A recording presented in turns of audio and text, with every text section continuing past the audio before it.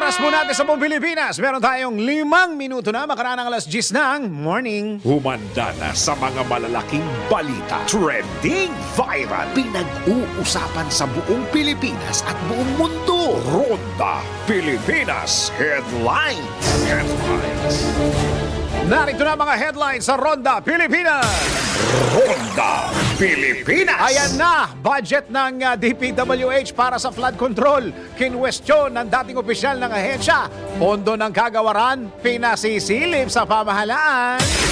Ronda Pilipinas. Lifetime pension at iba pang benepisyo ng mga Olympic medalist isinusulong sa Kamara. Ronda Pilipinas. Mga binibiling isda sa palengke, ligtas pa rin kainin. Ayon po yan sa DA. Mga lamang dagat na ibinabagsak sa mga pantalan, talaga, patuloy na sinusuri ng BIFAR. Ronda Pilipinas. Ayan yung bang suriin lahat yan? Samantala, para sa balita ibayong dagat, halos 40 katao patay sa pagsabog sa Somalia. Ronda Pilipinas. At balitang sports naman, tikas sa Kapampangan, wagi sa opening day ng ginanap na NBL President's Cup. Ronda Pilipinas. Alam mo, tapos na yun, di ba? Showbiz naman, girlfriend ni Carlos Yulo may pagbabanta sa nanay ng Olympic gold medalist. Ronda Pilipinas. Pagdadala ng pocket knife sa mga pampublikong lugar, nako, bawal ito. Ronda Pilipinas. Nakaka-apekto ba ang height sa metabolic rate? Nakaka-apekto daw. Mamaya, let's prove it. Ang mga malalaking mga balita, ang mga matitinding mga pinag-uusapan, ang mga maiinit at pinagtatalunang mga issue. Lahat hagip, lahat malalaman. Hindi lang sa buong Metro at Mega Manila. Kasama na ang buong Pilipinas. Hahagupit na ang mga malalaking issue sa Ronda Pilipinas. Live na live sa DWIZ AM Metro at Mega Manila. Naka-live din sa DWIZ News FM Regional Stations. Naka-live din sa Radyo Ronda AM Radio sa Pilipinas. Live ding mapapanood sa Aliw 23 Free TV. At naka-live din sa lahat ng DWIZ Digital News accounts, Facebook, YouTube at DWIZ News website. Ronda Pilipinas. Wala nang mahuhuli sa balita. Wala nang maiiwanang issue na hindi mo alam. Ngayon, updated ka na sa Ronda Pilipinas. Kasama si Dennis Antenor Jr. Ronda Pilipinas. Aha! Aha! Paparelax ngayong Tuesday. Ha? Ito sasabihin ko, hindi kayo mare-relax. Tataas ang toll fee. Lalo na dyan sa NLEX. Pambihira, huwag niyo muna itaas. Pagka minsan dumadaan ako dyan, ayaw tumaas eh. yung bar, yung toll bar na ganon, ayaw tumaas. There's something wrong. Meron mga pagkakataon dyan sa NLEX na lahat ng pasukan hindi tumataas. Tapos ngayon magtataas kayo? Pambira, oh. Ayusin nyo muna. Sabi nga ng mga senador, ayusin nyo na muna bago kayo magtaas ng toll fee. Dito lang sa dito lang sa Cavitex. Alam nyo nangyari sa Cavitex? Ha? Alam nyo, namimiss ko na yung libre. Pag libre, ang bilis. Pero pag may bayad, mabagal. Ayaw nyo bang ibalik sa mabilis? Magandang araw, Pilipinas! Live na tayo sa DWIZ 882 Metro and Mega Manila. Live din po tayo sa DWIZ News FM Regional Stations. And of course, live din tayo sa Radyo Ronda. And sa lahat ng mga ginagawang radyo ang kanilang mga TV sa Aliw Channel 23. Magandang araw, Pilipinas! Ako, ang iyong magiging tagapagbalita. Ako si Dennis Antenor Jr. Ronda Pilipinas. Type na type ko yung kanta. Sa detalye ng mga balita natin, kinwestiyon ni dating Public Works and Highways Undersecretary Attorney Karen Jimeno kung saan napunta ang budget ng ahensya kaugnay sa flood control.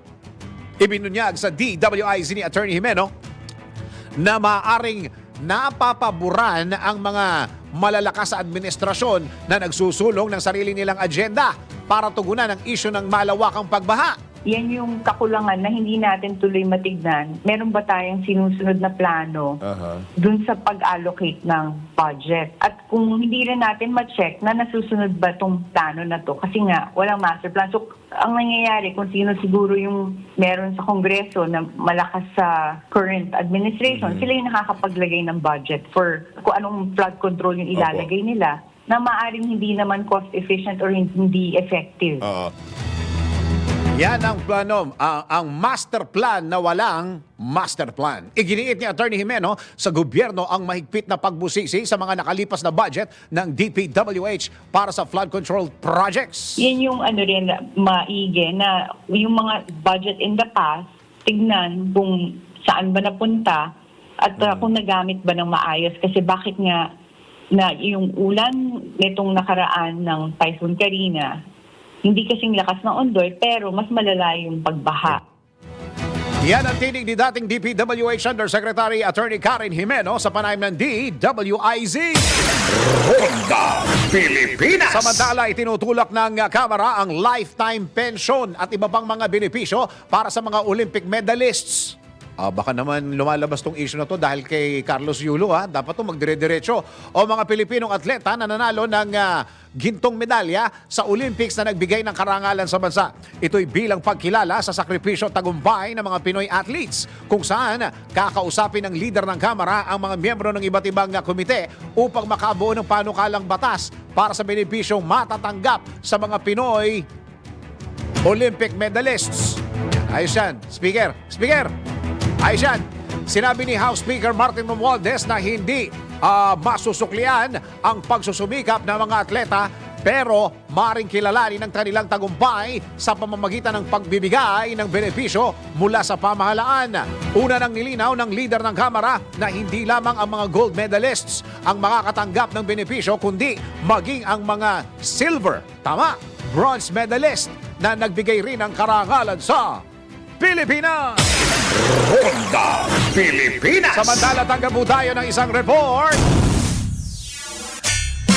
Ipinamalas na galing ni Pinoy gymnast Carlos Yulo sa 2024 Paris Olympics, pinuri ng Kamara. Alamin natin ang report ni Patrol 30 Jelly Mendez. Jelly, go! Pinuri ni House Speaker Martin Romualdez ang ipinamalas na galing ni Pinoy gymnast Carlos Yulo sa 2024 Paris Olympics. Ayon sa House Chief, si Yulo ay isang sports hero at national treasure na nag-uwi ng makasaysayang tagumpay at karangalan sa bansa. Matatanda ang si Yulo ang kauna-unahang atleta na nakakuha ng gintong medalya sa Pilipinas sa larangan ng gymnastics. Patunay lamang ito na hindi natitinag ang diwa at katatagan ng mga Pilipino. Nangako naman ang lider ng Kamara na kanilang paiigtingin ang suporta at insentibo para sa mga atleta, kung saan ay kumikilos na ang Kamara para sa isang fundraising campaign na mapapakinabangan ng mga manlalaro. Nanawagan naman ang mambabatas sa mga Pilipino na magkaisa sa pagdiriwang na makasaysayang tagumpay ng mga atletang Pilipino. Ito si Patrol 30 Jelly Mendez nag-uulat para sa impilang may todong lakas sa DWIZ. Nagbabalita ng tama, naglilingkod ng tama. Kapag may bagong balita, naka-on air, agad-agad, DWIZ Patrol Report. Ronda Pilipinas! Nagsabi na ho ang Kamara na sila ay magbibigay ng 6 million. Di ba? Kasi dalawa yung napananulang ginto ni Carlos Yulo. Kamara magbibigay ng una 3 milyon tapos naging dalawa naging 6 milyon. Ang mga senador, hindi mo magbibigay ang mga senador? Parang sa Kamara lang ako nakakabalita ng Silang 30 million pero yung 23 million daw galing kay Risa Ontiveros.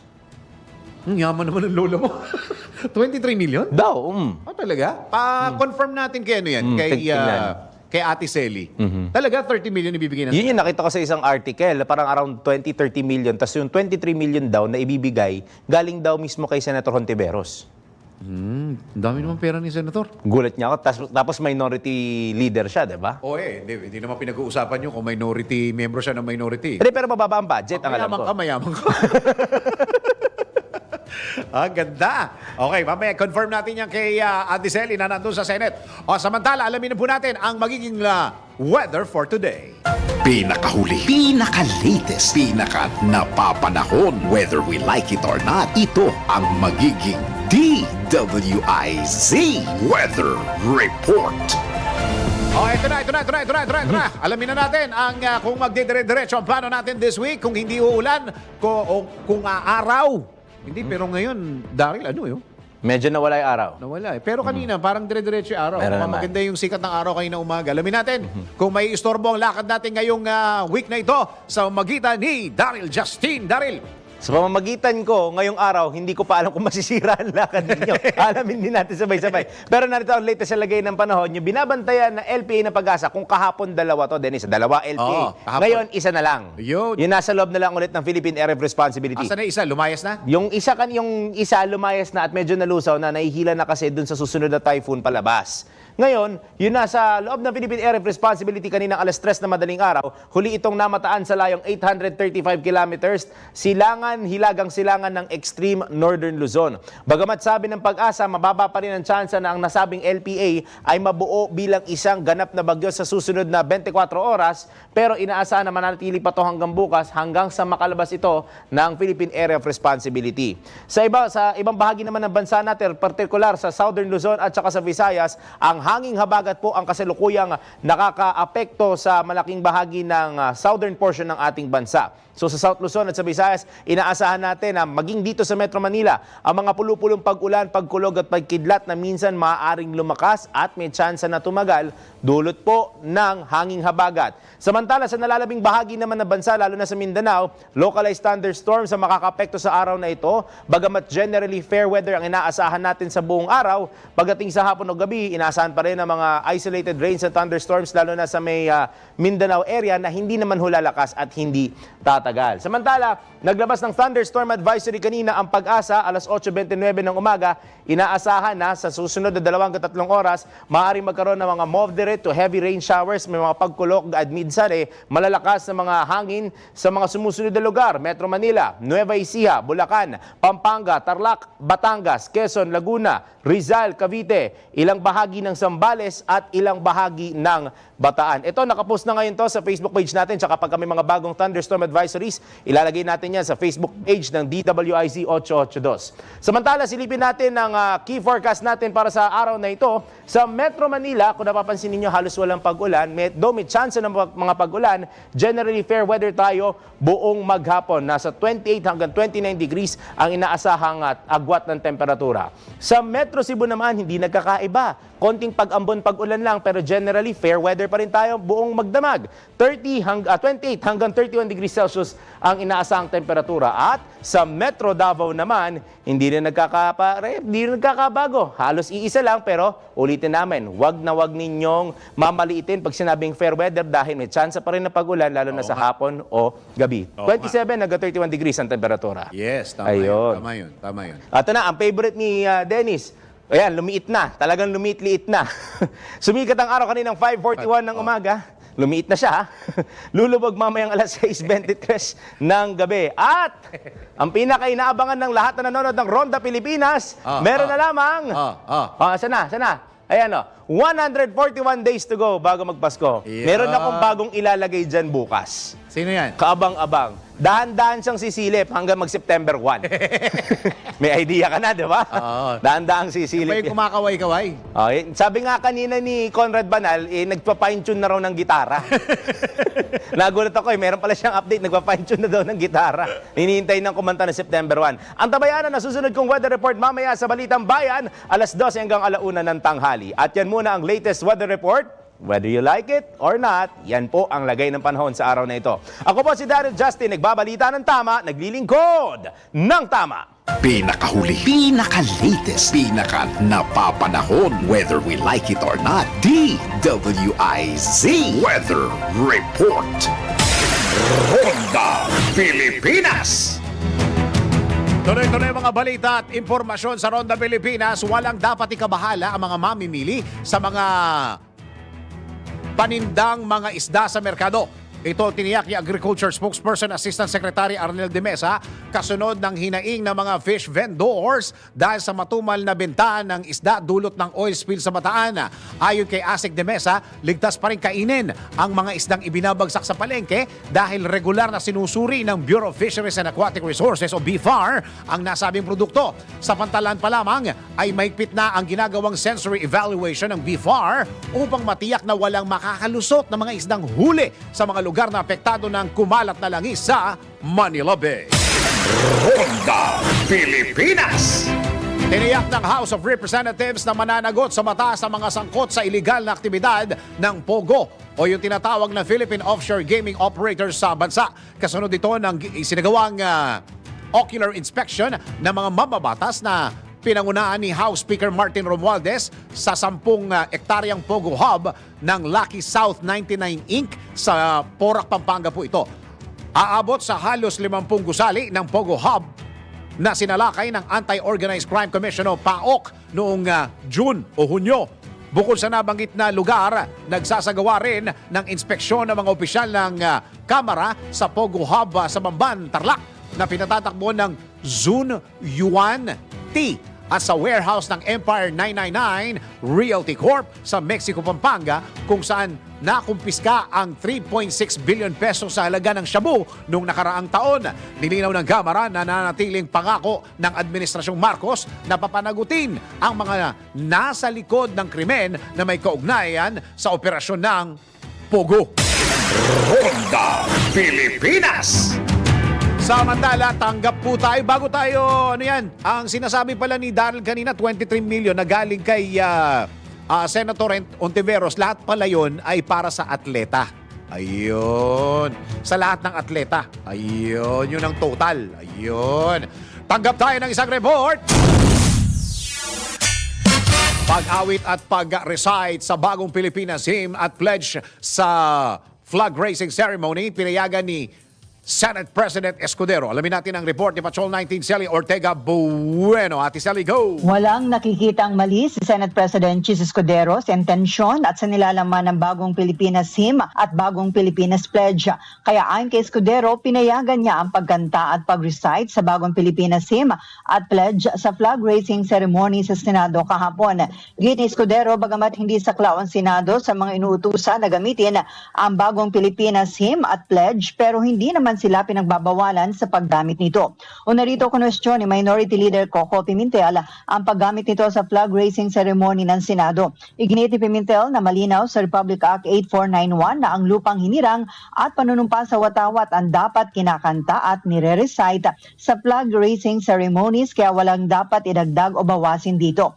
Pero ang pagkakaintindi ni SP Escudero, nag-inquire lang si Pimentel at hindi naman ito kumontra matapos ipaliwanag ng tumatayong presiding officer kahapon na Senate President Pro Tempore Jinggoy Estrada kung saan ipiniliwanag niya rason bakit isinama ito sa flag raising ceremony ng Senado. Ito si Patrol 19 Sally Ortega Bueno para sa impilang metodong lakas sa DWIZ. Nagbabalita ng tama, naglilingkod ng tama. Ronda Pilipinas. Samantala, isa pang report, cybercriminals mas malaki pa ang kinikita kumpara sa drug lords. Ayon sa pamahalaan, report mula kay Patrol 13 Gilbert Perdes. Gilbert, go! Isiniwalat ng pamahalaan na mas malaki na raw ang kinikita ng mga cybercriminal kumpara sa illegal na droga. Sa pilot episode ng Malacanang Insider Program, isiniwalat ni DICT Secretary Ivan Jan Uy na talamak na raw ang mga scam hindi lamang sa ASEAN region kundi sa buong mundo. Inihalimbawa nito ang Singapore kung saan naglalaro raw sa 5,000 Singaporean dollars ang nawawala kada individual dahil sa scam at ito na raw ang pinakamataas per capita loss pagdating sa scam. Kaugnay nito ay naglalagak umano ang mga cybercriminal ng malalaking puhunan para sa kanilang mga aktibidad. May mga pagkakataon din daw na nagagamit ang deepfake upang mapataas ang benta ng partikular na produkto o serbisyo sa pamamagitan ng AI-generated na celebrity endorsement. Kaugnay nito, itiniyak naman ng opisyal ng kaisang Pilipinas sa pagdulog sa ASEAN ministerial meetings ng problema sa cybercrimes. Patrol 13, Gilbert Perdes para sa himpilang may totong lakas. DWIZ, nagbabalita ng tama, naglilingkod ng tama. Kapag may bagong balita, naka-on air, agad-agad, DWIZ Patrol Report. Si Dennis Antenor Jr. Ronda, Pilipinas. Sandali. Meron po tayong kababasok na balita. Ang pledge po ng lahat ba ng winner ito? Ano? Yes? Lahat ba ito? Lahat ng winners? So, pero total ito, total. Total. Ang ibibigay naman ni Senator Ontiveros, yung binanggit ko kanina, 23 million. Yun ang total. Pero mas malaki itong kay Senator Bongo. 30 million. No? Yung manggagaling naman kay Senator Pia Cayetano ay ayaw ipaalam. Oo, ayaw pa ho ipaalam. Oo. Sige, teka muna. Tayo munang mag-NBI, ha? Pagdadala ng pocket knife sa mga pampublikong lugar. Bawal na bawal po yan. Alamin natin sa NBI report mula kay Angelo Bainyo.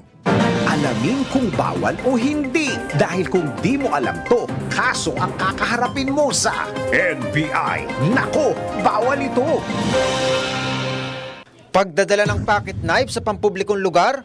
Nako! Bawal ito. Pang self-defense. Iyan ang karaniwang sinasabi ng mga taong mayroong bitbit o nagdadala ng pocket knife sa tuwing sila ay lalabas ng bahay o kung mayroon man silang pupuntahan. Pero alam nyo bang labag sa batas yan? Ayon sa Presidential Decree No. 9 na inamyendahan ng Batas Pambansa bilang 6, mahigpit na pinagbabawal ang pagdadala sa labas ng bahay ng anumang bagay na matigas, matalim at mayroong tusok na maaaring makasakit o makapatay ng isang tao. Sa madaling salita, isang deadly weapon. Ang sino mang lumabag ay maaaring makulong ng 1 buwan hanggang 1 taon at magmulta ng 200 piso hanggang 2,000 piso. Ayon sa batas, binibigyan ng exemption kung ang pocket knife ay ginagamit sa trabaho o kung ito ay ginagamit ng naaayon sa batas. Gets naman na delikado talaga ang panahon ngayon. Kaya dapat maging alerto sa lahat ng oras kapag nasa kalsada. Doble ingat, yan ang aming paalala sa NBI. Nako, bawal ito.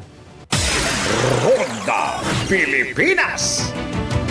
Sa lahat po ng mga taga-Kabinuangan, tama ba? Kabinuangan, New Bataan, happy Salpungan Festival. Diwa ng pinaghiusaog.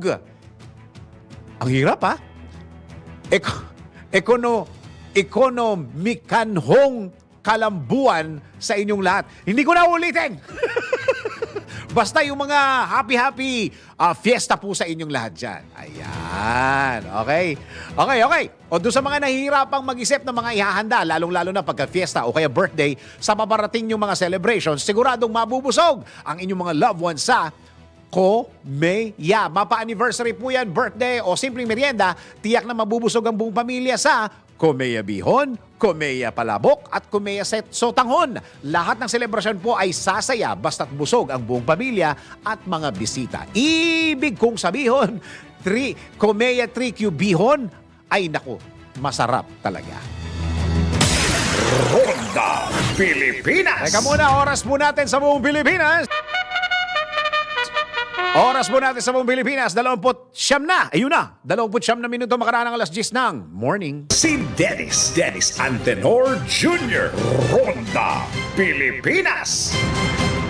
Tuloy-tuloy mga balita at impormasyon sa Ronda Pilipinas. Dapat ma-interview po natin si Julius Corpus ng TRB, Toll Regulatory Board. Kaso may sakit yata si Bossing. Oo, baka bukas na lang. Sir Julius, get well soon ha. Bukas na lang tayo mag-usap regarding ito dun sa pagtaas ng, hindi ko na sabihin, baka ma-stress si Bossing. Bukas na lang, i-stressin pa natin eh. Sige, tanggap tayo ng mga reports. Philippine Coast Guard maigpit na nakatutok sa nadisgrasyang MV Merola 1 o MV Merola 1 sa Mariveles sa Bataan. Naku, kasama na yata ito. Pangatlo na yun, di ba? Alamin natin ang report ni Patrol 5 IIU Pangko Kuyaya. Go! Patuloy ang ginagawang pagmumonitor ng Philippine Coast Guard sa MV Merola 1 na sumadsyad sa baybayin ng Mariveles sa Bataan. Sa pinakahuling update ng Philippine Coast Guard, naglagay na sila ng oil spill boom sa paligid ng barko. Nakakuha na rin sila ng 790 liters ng langis matapos yung isinagawang oil recovery at... Sa isa pa pong report! Mga kagamitang pang-torture, Chinese military uniforms at SIM cards na diskubre sa inspeksyon ng kamera sa Porac Pogo Hub.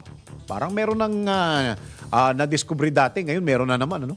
Alamin natin ang report ni Patrol 30 Jelly Mendez. Jelly, go! Iba't ibang Chinese equipment ang nakumpiska ng mga opisyal ng Kamara matapos ikasa ang ocular inspection sa mga Pogo Hub sa Tarlac at Pampanga kahapon. Pinangunahan ni House Speaker Martin Romualdez ang operasyon sa ilang Philippine offshore gaming operators o Pogo Hubs kung saan ay nadiskubre ang mga kagamitang pang-torture, Chinese military uniforms at mga SIM cards. Ayon sa House Chief, ang desisyon ay batay sa rekomendasyon sa mga naunang pagdinig ng House Committee on Public Order and Safety. Kasama din ang Committee on Games and Amusement upang personal nilang makita ang sitwasyon sa Pogo sites. Kasama ni Speaker Romualdez sa inspeksyon, sina Senior Deputy Speaker Aurelio Dong Gonzales Jr., Santa Rosa City Representative Dan Fernandez, Iloilo Representative Janet Garin, Surigao del Norte Representative Robert Ace Barbers at mga opisyal ng Presidential Anti-Organized Crime Commission sa panguna na rin ni Undersecretary Gilbert Cruz. Kabilang sa pinuntahan ng mga mambabatas kung saan ay nakita ang mga naturang kagamitan ang Zone U1 Technology Inc. Pogo Hub sa Banban, Tarlac, Lucky South 99 Pogo Hub sa Santa Rosa Cruz, Porac, Pampanga at ang Warehouse 1 ng Empire 999 Realty Corporation sa bahagi ng Mexico, Pampanga. Ito si Patrol 30 Jelly Mendez nag-uulat para sa impilang may todong lakas sa DWIZ. Nagbabalita ng tama, naglilingkod ng tama. Ronda Pilipinas. Teka muna, merong nagpapabati dito si paring JV. Binabati ko po ang mga kasamahan ko sa Laur Fire Station sa Nueva Ecija. Happy birthday po sa aming Regional Chief of Staff ng Bureau of Fire Protection Central na si Fire Senior Superintendent Ronnie Barrera. Yan. Kay JV. JV, hindi ako pwedeng mag-greet dito. Nag-newscast ako ha? Itong pinapabati mo dyan sa sa Laur Fire Station Nueva Ecija. Hindi ako pwedeng mag-greet mamaya. Mamaya na siguro pagka Yan, happy birthday po. Ayan. Okay, isa pa pong report. Baptismal certificate ng dalawang kapatid ni suspended Mayor Alice Guo. Peke! Ayon kay Senator Gatchalian, alamin natin ang report ni Patrol 19 Sally Ortega Bueno. Ate Sally, go! Peke ang sinumiting baptismal certificate ng mga kapatid ni suspended Mayor Alice Guo na sina Simeon at Wesley. Ito ang napagalaman ni Senator Win Gatchalian. Ang mga pekeng baptismal certificate anya ang isa sa mga basihan kaya naibigay ang kanilang late registration of birth. Sa pagdinig ng Senate Blue Ribbon Committee, sinabi ni Gatchalian na binirefy nila sa San Roque Parish Church sa Caloocan ay sinumiting baptismal certificate ni na Simeon at Wesley sa Philippine Statistic Authority.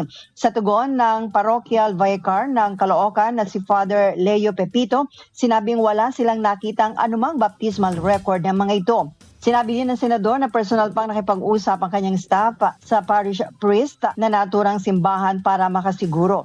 Ibig sabihin, ayon kay Gatchalian, peke sinumiting baptismal certificate ng magkapatid.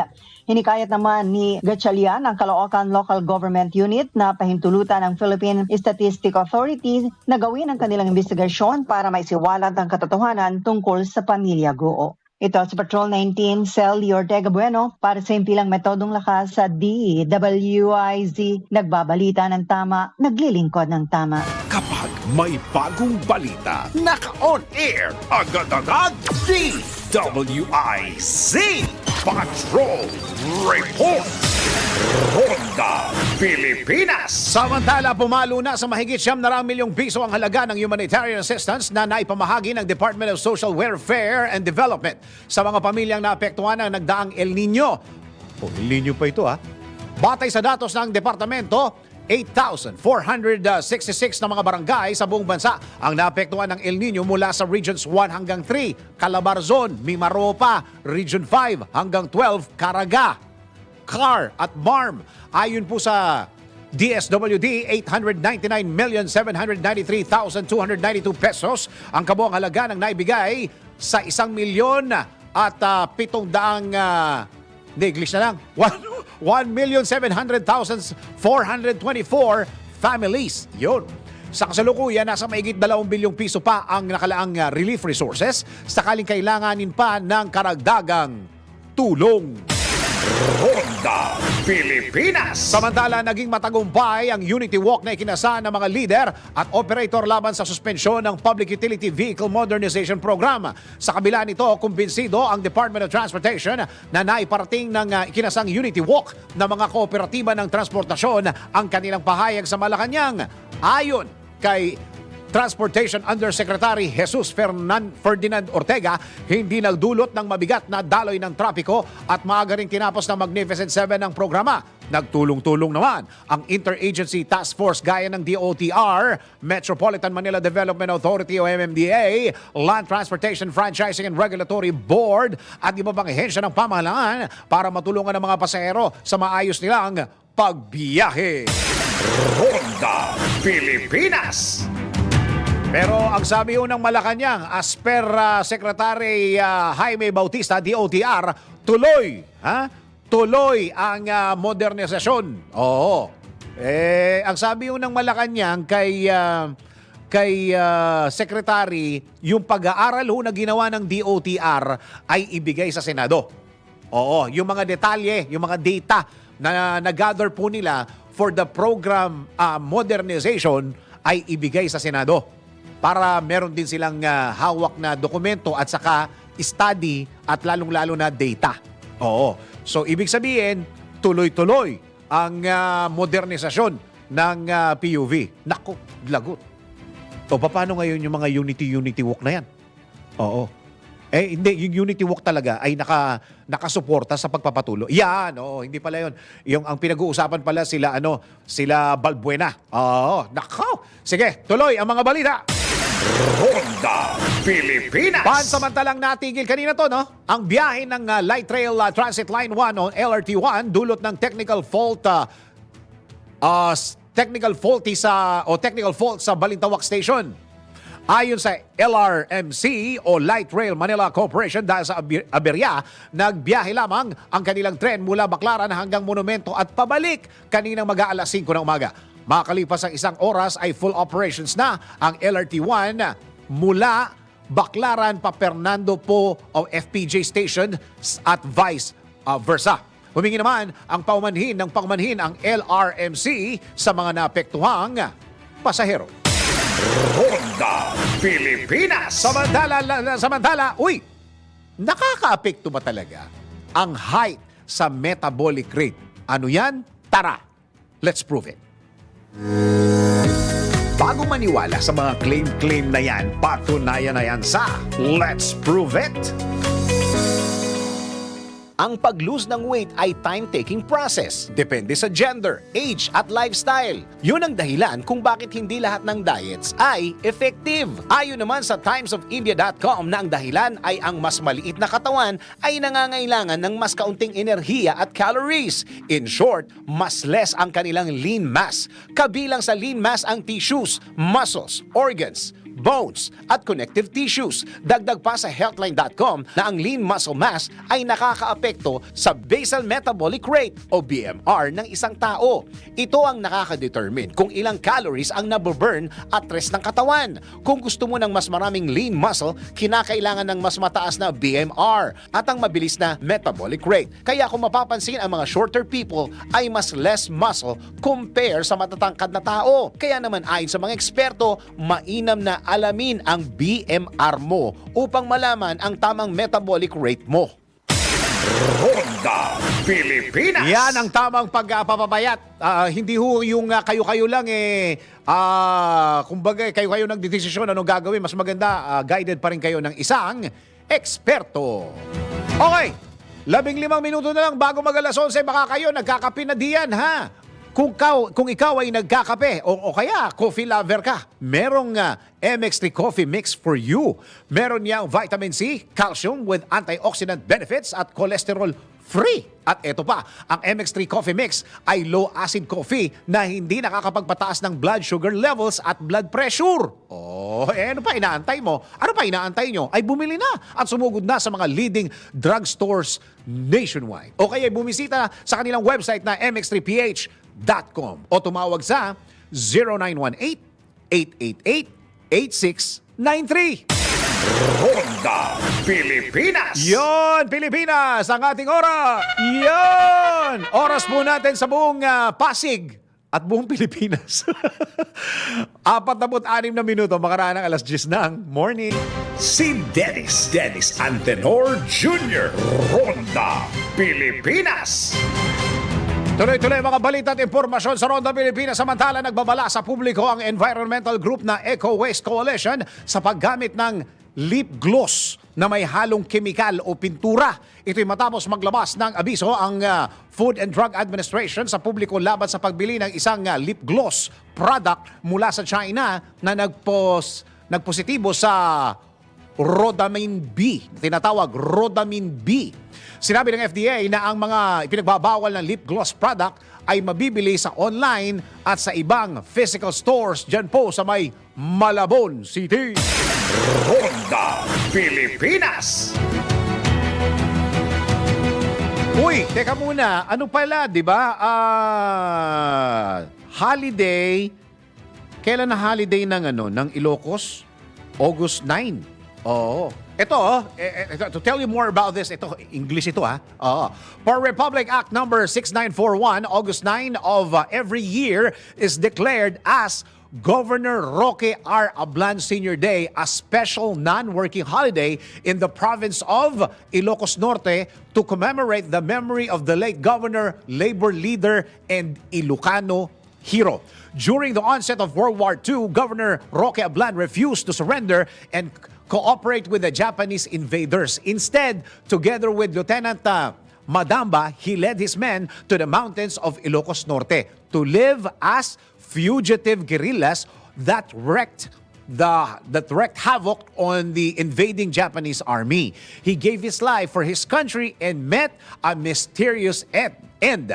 But his life captured the love and loyalty of his people who have never forgotten his leadership and sacrifice. His legacy of patriotism, love for country and countrymen continue to serve as inspiration. Yan, meron po kayong holiday po yan. It's the 118th Governor Roque B. Ablan Sr.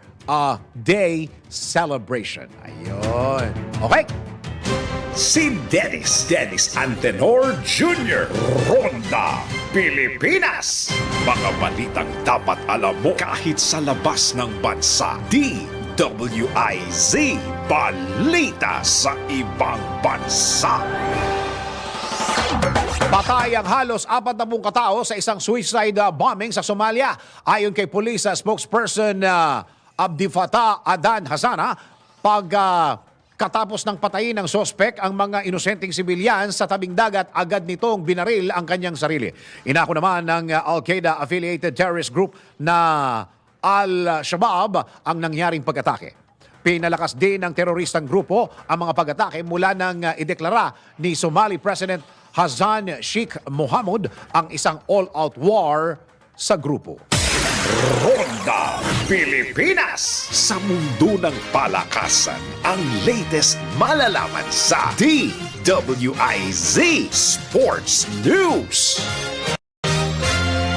Oy, panalo mga Kapampangan! Tikas Kapampangan, wagi sa opening day ng ginaganap na NBL President's Cup. Sports News mula kay Daryl Justin. Sa mundo ng palakasan, ang latest malalaman sa DWIZ Sports News. Umarangkada na noong Sabado ang 2024 season ng National Basketball League o NBL. Ginanap ang opening ceremonies sa Subic Sports Complex sa Zambales na dinaluhan ng 7 koponan kasama ang kanilang mga team muses na maglalaban-laban sa ginaganap na President's Cup ng nasabing liga. Sa opening match noong araw ding iyon, nagharap ang Tikas Kapampangan at Sulong Zambales. Ngunit nanaig at nanalo ang Tikas Kapampangan. Ang final score, 124-99. Nanguna para sa Tikas si Miko Santos na gumawa ng 24 points, 3 rebounds at 7 assists. Siya ang naging player of the game. Patuloy na mapapanood ang mga exciting matches ng 2024 NBL President's Cup live at exclusive dito lamang sa Aliw Channel 23. Ronda Pilipinas. Ito na ang latest, Bagong-bago. Fresh na fresh. DWIZ Showbiz News. Samantala, para sa ating showbiz, girlfriend ni Carlos Yulo may pagbabanta sa nanay ng Olympic gold medalist. Showbiz balita mula kay Anton. Para sa aking balitang showbiz, palaban ang girlfriend ni Carlos Yulo na si Chloe Angeles San Jose na mag-iwan ito ng banta kay Angelica Yulo, ang ina ng kanyang boyfriend na si Carlos Yulo. Sa kanyang social media account, nag-post ito ng tila pagbabanta sa kanyang magiging biyena na si Angelica. Mababasa sa kanyang sagot sa pagpapa-interview na nanay ni Carlos, sinabi ni Chloe na, "Mother dear, I'm gonna hold your hand when I say this. Pero wait ka lang, tapusin lang po namin yung Vault Finals. Paki-on na your comment section po di yung nagdidelete ka pa, plus of comsec." Kasunod dito, sinagot din ni Chloe ang post ng nanay ni Carlos na Japan pa din talaga, lakas. Sa kanyang sagot, ipinost nito ang nasabing post ni Angelica at sinabing Japan pa din talaga, lakas, but malakas din naman si Carlos Edriel Yulo, God is with him, at sa kanito nilagyan ng praying emoji. Samantala, magkaiba naman ang pananaw ng mga netizen sa pagsagot na iyon ni Chloe. Bagamat marami ang umayon sa sagot nito, may mga kontra din naman sa tila palaban nitong sagot. Ayon sa ibang netizen, dapat ay hindi na pinatulan ni Chloe ang ina ng kanyang boyfriend dahil kahit ano pa man ang mangyari, magbabati at magbabati ang mga ito. At iyan aking balitang showbiz para sa impilang may todong lakas, DWIZ. Ako si Anton, nagbabalita ng tama, naglilingkod ng tama. Ronda Pilipinas. Alam, instrumento po tayo ng isang tahimik, mapayapa at mga nagkakasundong pagkakasama-sama. Kesa maging instrumento tayo ng paghihiwalay, pagkakagulo at paglala ng isang relasyon. Okay? Ito siguro, hindi na, sabihin na natin, yung item ng showbiz siguro pinatutungkulan natin. Mag-ina ito eh. Balibalik ta rin mo man ang mundo, mag-ina pa rin yun. Kung ako yung Chloe, kung ako lang yung, ito parang saganang magulang. Kung magkaaway silang mag-ina, ikaw ang maging instrumento. Unsolicited advice. Ikaw ang maging instrumento sa pagbabati ng mag-ina na yan. Palagay ko, pareha silang tatanggapin ka sa buhay nila. Hindi lang sa mga buhay ng mga taong involved, pati yung pamilya, kaibigan, kamag-anak, tatanggapin ka dahil ikaw ang magiging dahilan ng pagkakasundo ng mag-ina. At solicited lang naman yan. Hindi lang naman sa pangyayaring ito, kundi sa mga lahat ng pag-aaway ng mga pamilya. Pagka meron po tayong pagkakataon na ipagkasundo-sundo ang magulo at malalang sitwasyon, ay mas maganda ho, mas mapapangiti natin ang Diyos sa gagawin nating pagiging instrumento ng pagkakasundo-sundo ng mga nag-aaway at nagkakagulo. Yan. Itong patama quote of the day natin bukas na to. Yung ako muna. Okay? Okay? Amen? Amen. Okay. Very good. Okay. Yan ang kabuuan ng mga balita at impormasyon sa Ronda Pilipinas. Antabayanan po ang susunod na programang Yes, Yo, Topacio with Attorney Ferdy Topacio and Miss Juvie de Guzman. Maraming salamat Pilipinas. Ako ang iyong naging tagapagbalita. Ako si Dennis Antenor Jr. nagbabalita ng tama, naglilingkod ng tama. Ang mga malalaking mga balita, ang mga matitinding mga pinag-uusapan, ang mga maiinit at pinagtatalunang mga issue. Lahat hagip, lahat malalaman. Hindi lang sa buong Metro at Mega Manila. Kasama na ang buong Pilipinas. Hahagupit na ang mga malalaking issue sa Ronda Pilipinas. Live na live sa DWIZ AM Metro at Mega Manila. Naka-live din sa DWIZ News FM Regional Stations. Naka-live din sa Radyo Ronda Ronda AM Radio sa Pilipinas. Live ding mapapanood sa Aliw 23 Free TV at naka-live din sa lahat ng DWIZ Digital News accounts, Facebook, YouTube at DWIZ News website. Ronda Pilipinas. Wala nang mahuhuli sa balita. Wala nang maiiwanang issue na hindi mo alam. Ngayon, updated ka na sa Ronda Pilipinas. Kasama si Dennis Antenor Jr. Ronda Pilipinas. Monday to Friday, 10 a.m.